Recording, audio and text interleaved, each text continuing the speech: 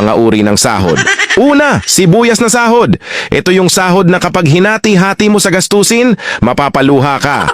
Pangalawa, pampapayat na sahod. Ito yung sahod na habang tumatagal, pakonti ng pakonti, ang natitirang pangkain mo.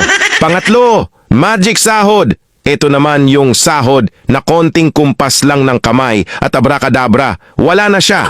Pang-apat, malabag yung sahod. Ito yung sahod na di ka sigurado kung kailan ito darating at kung gaano ito tatagal. Panglima, corning pelikulang sahod. Ito naman yung sahod na tinatawanan mo na lang para di ka mabwisit. Pang-anim, konserbatibong sahod. Ito yung sahod na nakakawala ng inspirasyon. Pang-pito, baog na sahod. Ito naman yung sahod na kahit anong trabaho ang gawin mo, wala pa ring kalalabasan ito. Pang-walo, reglang sahod. Ito yung sahod na isang beses isang buwan lang dumating at tumatagal lang ng 3 araw. Alin sa 8 ang sahod mo?